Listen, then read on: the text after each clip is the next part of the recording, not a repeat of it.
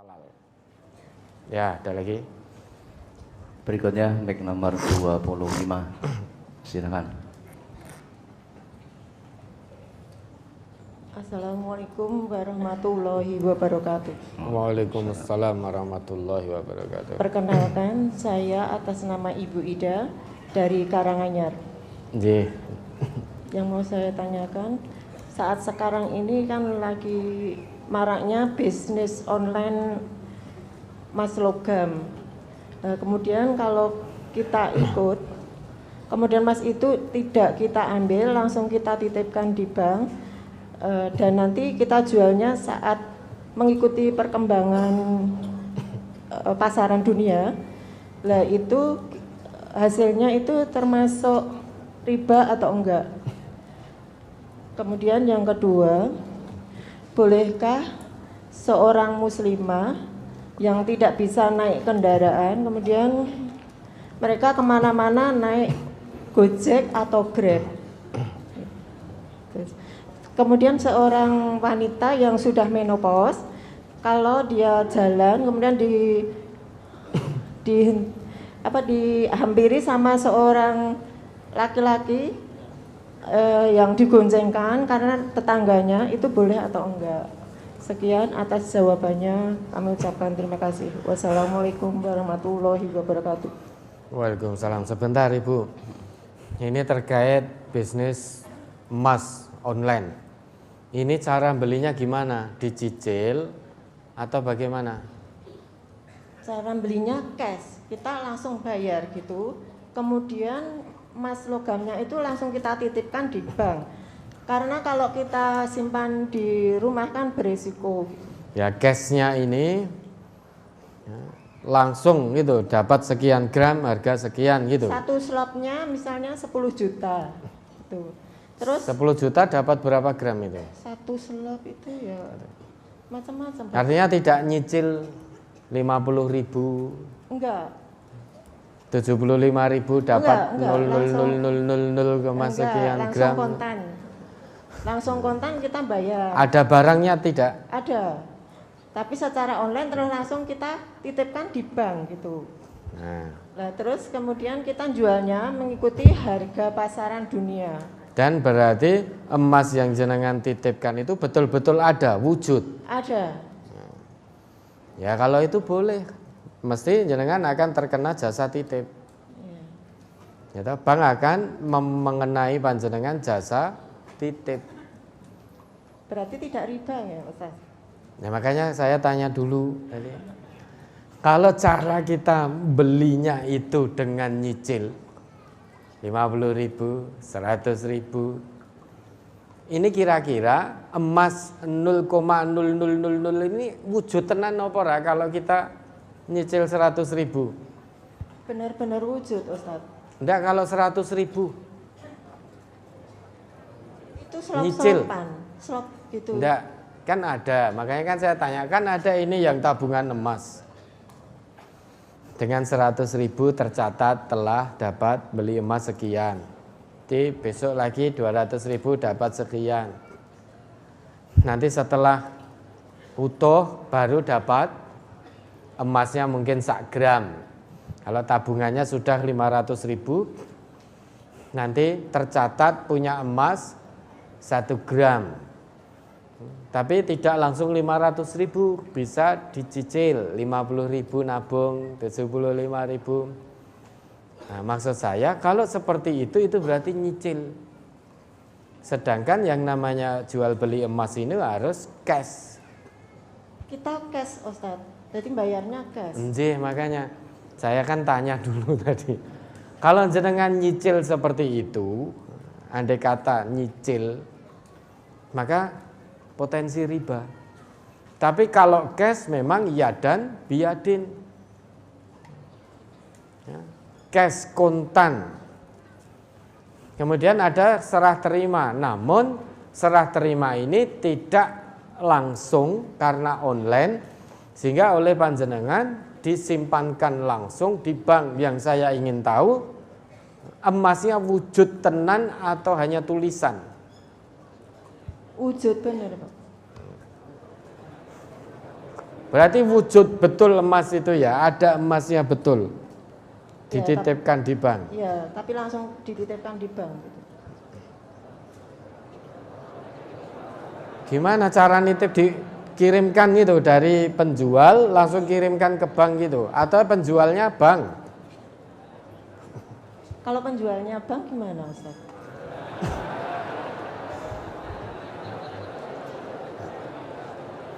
Kalau penjualnya bank itu ada emasnya betul apa enggak?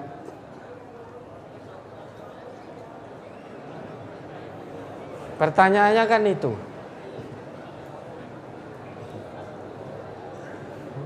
Yang namanya mislan bimislin, yadan biyadin, adzahabu bidzahab. Kan begitu. Emas dengan emas. Syaratnya mislan bimislin, sepadan. Yadan biyadin, kontan. Ini ada barangnya tidak. Kalau tidak ada barangnya, maka masuk ke dalam bai'ul gharar. Jual beli, manipulasi, jual beli yang mengandung kebohongan. Sedangkan Nabi kita melarang. Naha Rasulullah sallallahu alaihi wasallam an bai'il gharar. Rasulullah melarang jual beli gharar. Salah satu bentuk jual beli gharar bisa masuk ke dalam gharar, jual beli yang kita tidak tahu kejelasan wujud barang yang akan kita beli. Sehingga ibaratnya membeli buah dalam karung. Nah, ini buah. Sehingga tanpa melihat buahnya langsung dalam karung tanpa dibuka, berapa ini? Nah, itu jual beli gharar.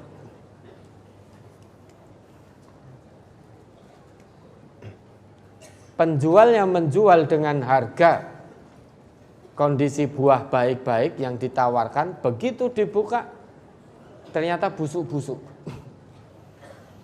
Ini penipuan. Maka itu dilarang. Maka kita kalau membeli buah dilihat itu ya cukup dilihat saja.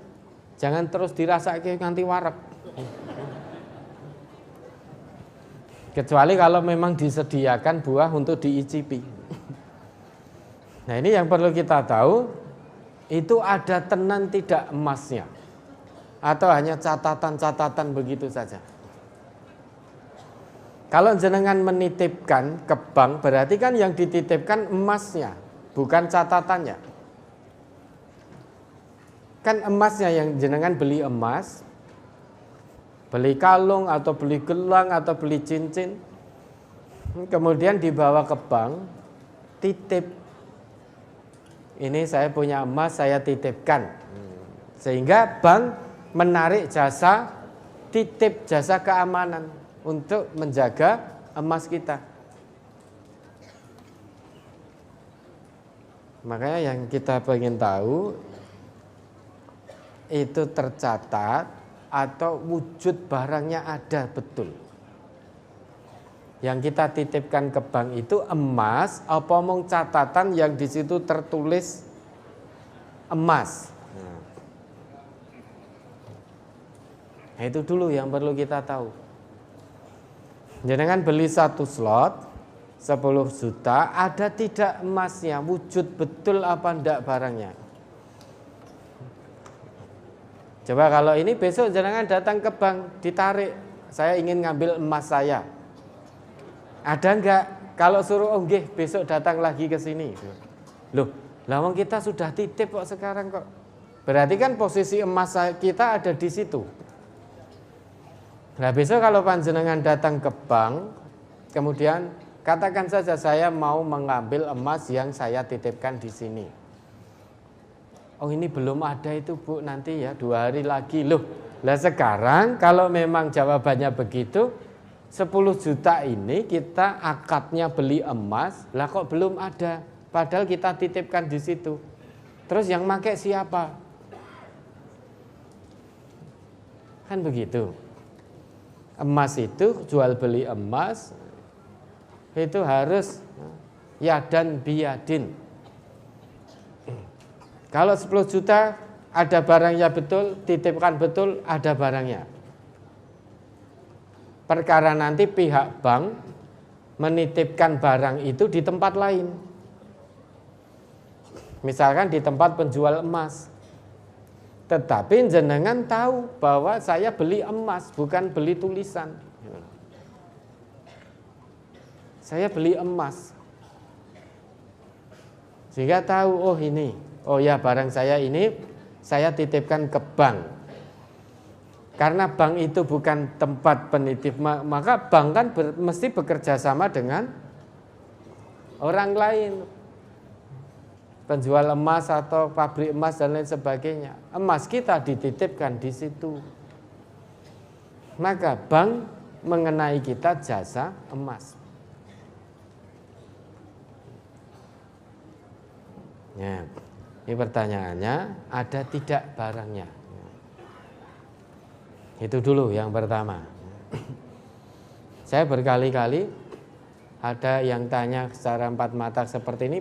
Biasanya saya tanya, ada barangnya enggak? Sepertinya ada Ustaz. Saya enggak mau jawaban sepertinya.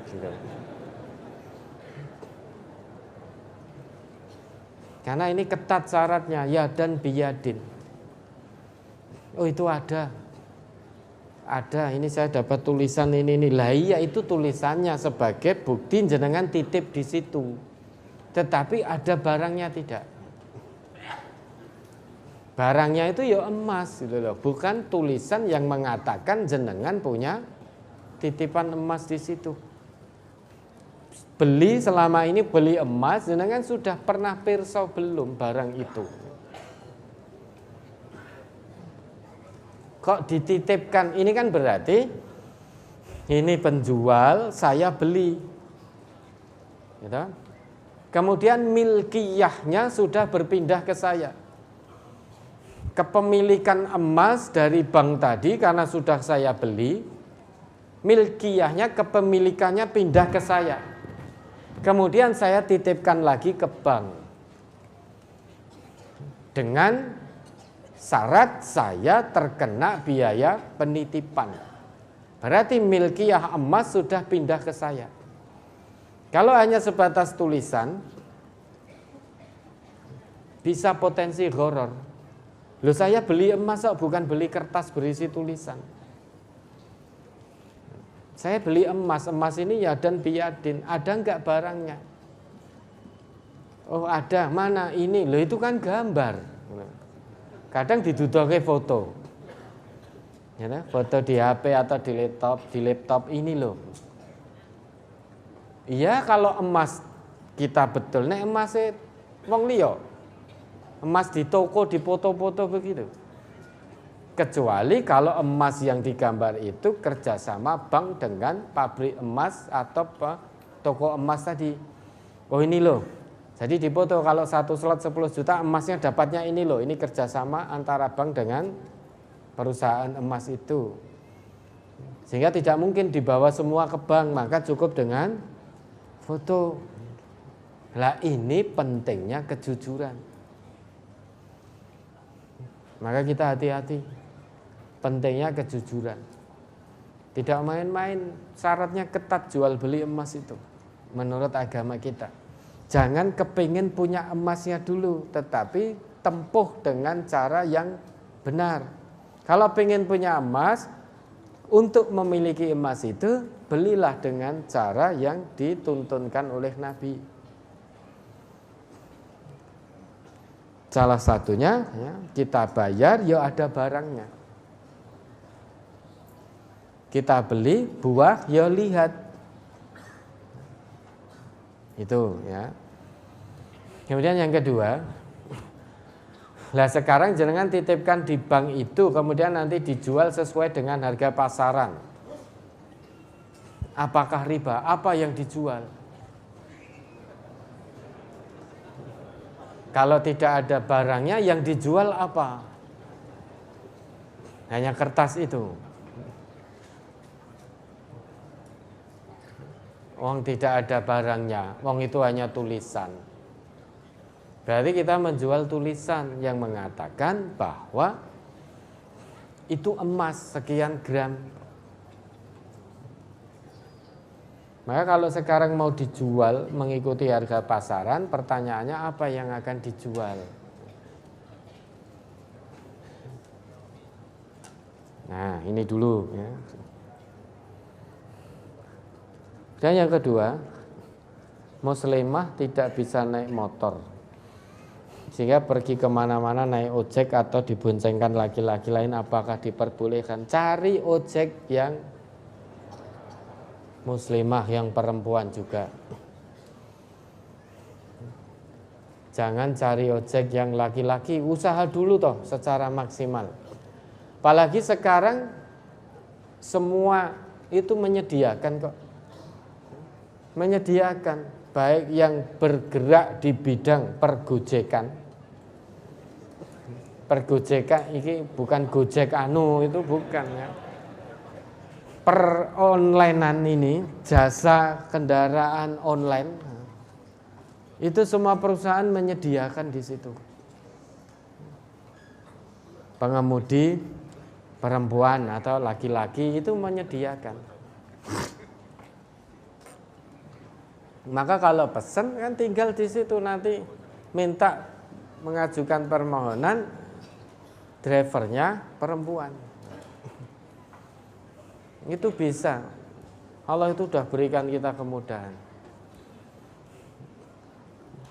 Jangan terus, kita pokoknya maksimal dulu, berusaha maksimal dulu. Fattakullah mas, tatoktum dulu. Istitoah kita tempuh dulu. Istitoahnya ditempuh dulu.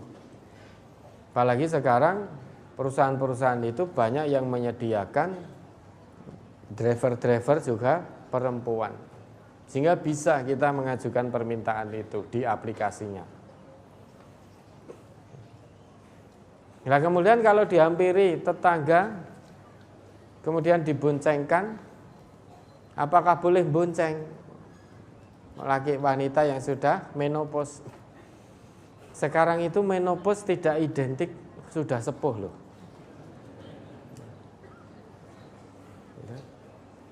Kalau memang itu sudah sepuh, tidak ada ketertarikan lagi, tidak punya hasrat lagi, maka tidak mengapa. Kalau itu sudah sepuh, nah sepuh itu sudah tidak ada hasrat lagi, tidak ada ketertarikan lagi, sehingga boleh. Kan begitu. Allah kan juga berikan ketentuan begitu. Surat apa itu coba? Atau An-Nur ayat 31 itu loh, yang terkait dengan aurat wanita itu loh. An-Nur ayat 31. Wa kullil mu'minati yaghdudna min absarihinna wa yahfadna furujahunna wa la yubdina zinatahunna illa ma dhahara minha wal yadribna. Itu terus monggo. Surat An-Nur nomor surat 24 ayat 31.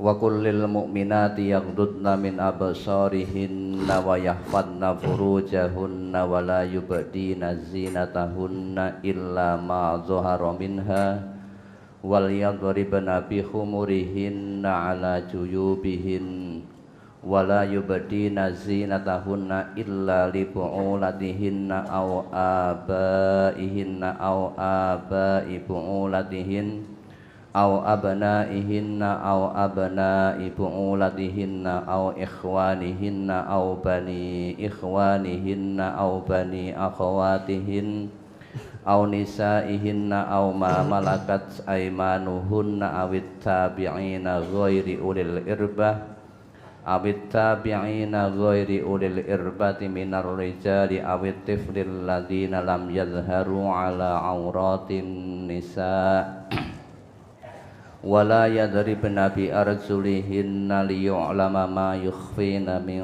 zinatihin wa tubu ilallahi jami'an ayyuhal mu'minuna la'allakum tuflihun.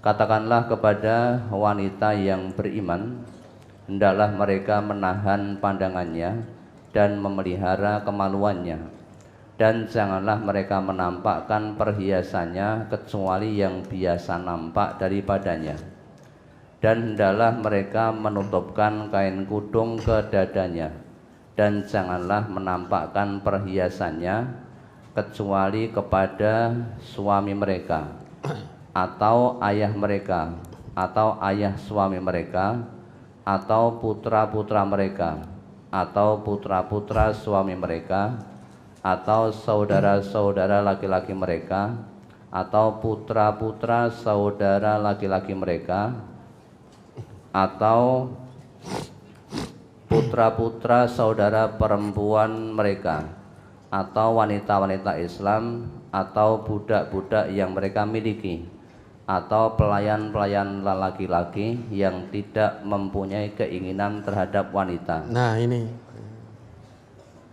terus lanjut dulu. Atau anak-anak yang belum mengerti tentang aurat wanita, dan janganlah mereka memukulkan kakinya agar diketahui perhiasan yang mereka sembunyikan. Dan bertaubatlah kamu sekalian kepada Allah, hai orang-orang yang beriman, supaya kamu beruntung. Awit tabi'ina ghairil irbati minar rijal.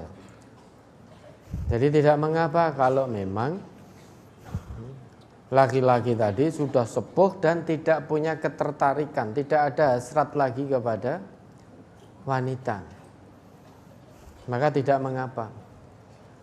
Atau perempuannya yang sudah sepuh, tidak ada hasrat lagi untuk berhubungan, tidak ada ketertarikan lagi dengan laki-laki, maka tidak mengapa. Nah ini sudah menopause. Menopause itu belum tidak identik dengan sepuh sekarang ini. Ada yang masih muda tapi sudah menopause. Ya maka dilihat tadi yang ngampiri, kalau memang masih ada ketertarikan sekalipun sudah menopause, ya berarti ya tidak boleh. Cari yang perempuan dulu yang untuk boncengke, usahakan maksimal. Ya, ada lagi. Mungkin bisa ditambah dengan surat An-Nur ayat 60. Ya, mangga. An-Nur ayat 60. Wal qawaidu minan nisa illati la yarjuna nikahan falaisa alaihinna junahun ay yadh'na thiyabahunna ghaira mutabarrijatin bizinah wa ay yasta'fifna khairul lahun wallahu sami'un alim. Dan perempuan-perempuan tua yang telah terhenti dari haid dan mengandung, yang tiada ingin kawin lagi, tiadalah atas mereka dosa menanggalkan pakaian mereka dengan tidak bermaksud menampakkan perhiasan, dan berlaku sopan adalah lebih baik bagi mereka, dan Allah Maha Mendengar lagi Maha Mengetahui. Ya, perempuan yang tua telah berhenti dari haid dan tidak bisa mengandung lagi. Ini kriteria menopause yang sudah tidak punya ketertarikan. Ini ya sepuh, tidak bisa mengandung lagi. Memang sudah terhenti haidnya. Sehingga kriterianya itu ya selain sepuh, maka sudah menopause, tidak haid lagi, tidak mengandung lagi, tidak bisa mengandung lagi. Ini kriteria yang Allah sebutkan di ayat ini. Lah sekarang ini banyak atau adalah yang masih muda usia 30, 35 tapi sudah terhenti haid. Sudah menopause. Belum sepuh itu. Tapi sudah menopause. Ada yang tidak sehat dalam organ tubuhnya, sehingga menyebabkan menopause dini. Namun masih ada ketertarikan dengan lawan jenis. Nah, maka kriteria boleh dan tidak tadi menurut ayat ini tadi, An-Nur ayat 60 tadi, ya dia sepuh, ya memang sudah terhenti haid dan tidak bisa mengandung. Artinya karena sudah berhenti haid, maka jelas dia tidak bisa mengandung.